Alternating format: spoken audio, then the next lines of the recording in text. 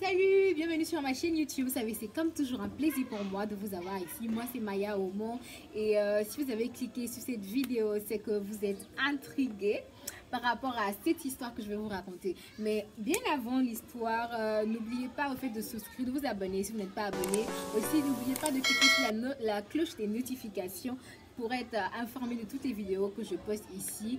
Et aussi sur cette chaîne, je voudrais dire que nous parlons de beauté, fashion et lifestyle. Donc si vous aimez tout ce qui a trait à la beauté, à la mode et au lifestyle, restez connectés, ok? Et donc sans plus tarder, je pense que nous allons commencer la vidéo.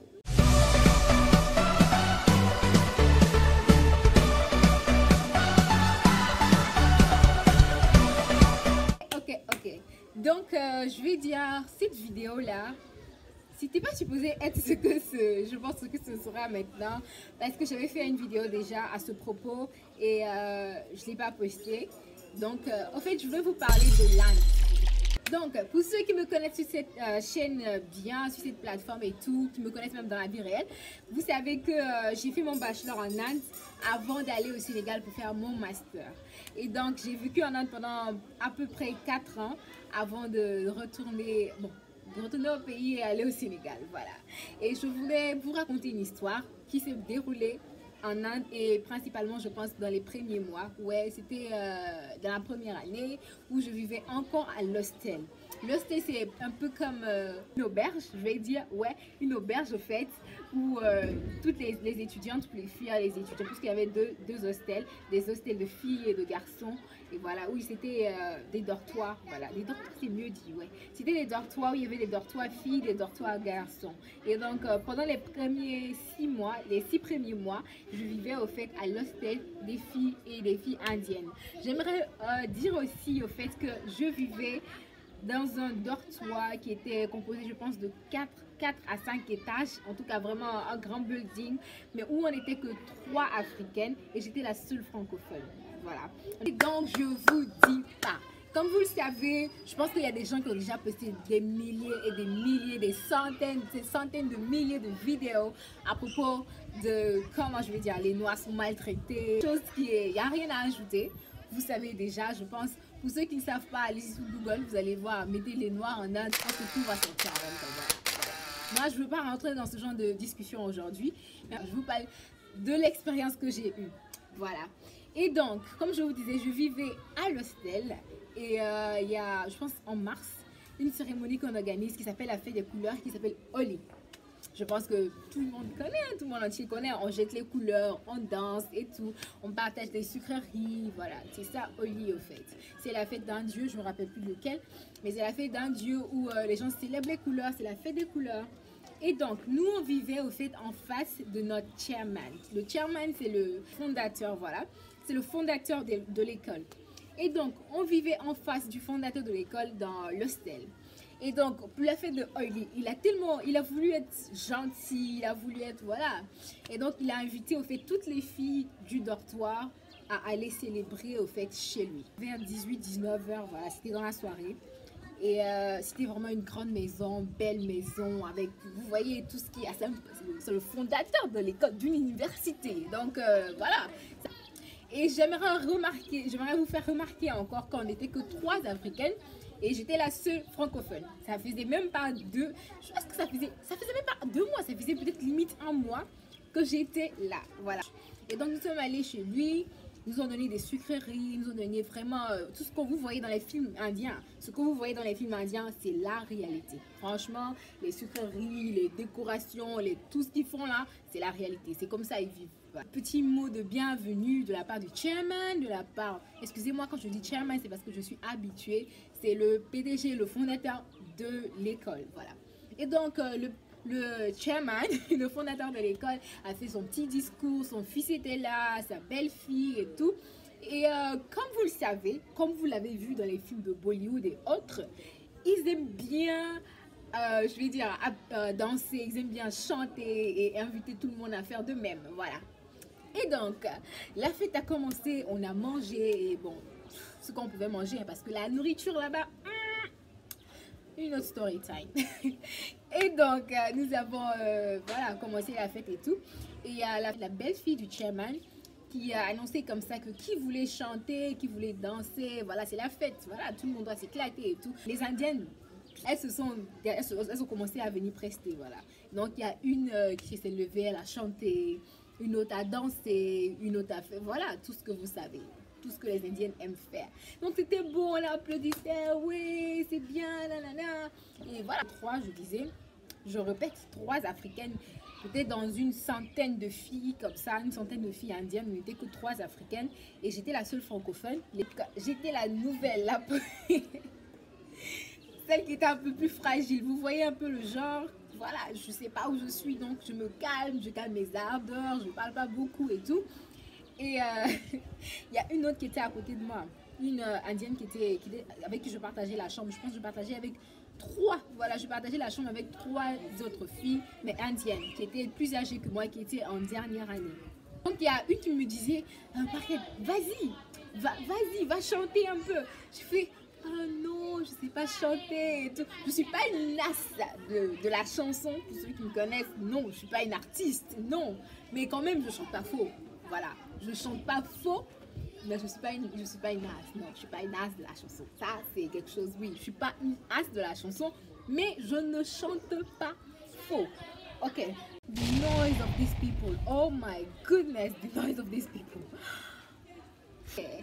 Donc, elle me dit comme ça, Marianne, vas-y, chante, c'est la fête, tout le monde va passer de toutes les façons, même si tu sais pas chanter, même si tu n'es pas forte, vas-y, tu sais, c'est rien, on est entre nous, et fais-le, do it. You should do it now. You have to sing. Everybody sing, you know. You have to sing now. Seigneur, si je savais. Et donc, je regarde directement les 2 Africaines. C'est elles, ma famille. Ce sont elles qui, quand même, on est du même continent.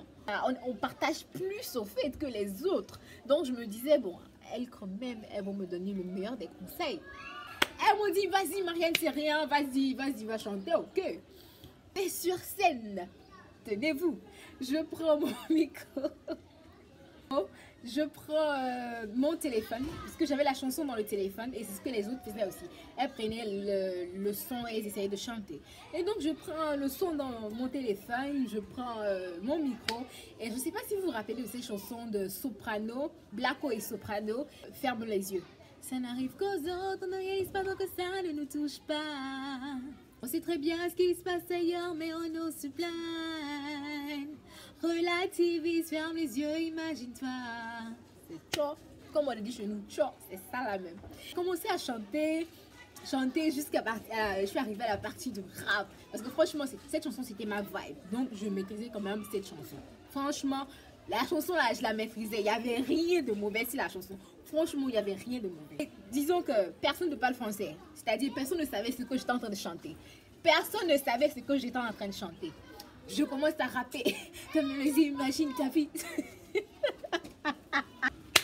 Oh my goodness. Et donc, j'étais tellement dans mon truc. Franchement, moi, je me dis, quand les Indiens chantent, nous-mêmes, on ne comprend pas. On ne comprend pas ce qu'ils disent. Mais on apprécie, on applaudit. Parce que voilà, il y a la mélodie et tout là. Hein? Mais moi, j'étais en train de chanter, je chantais. Et elles ne comprenaient pas ce que je disais. Et j'ai eu l'impression que genre, elles ont commencé à se murmurer entre elles. What she's saying? Like, elle disait ça en hindi même. Je ne comprenais même pas, c'était même pas en anglais. Comme si elle dit quoi là? Qu'est-ce qu'elle est en train de faire là?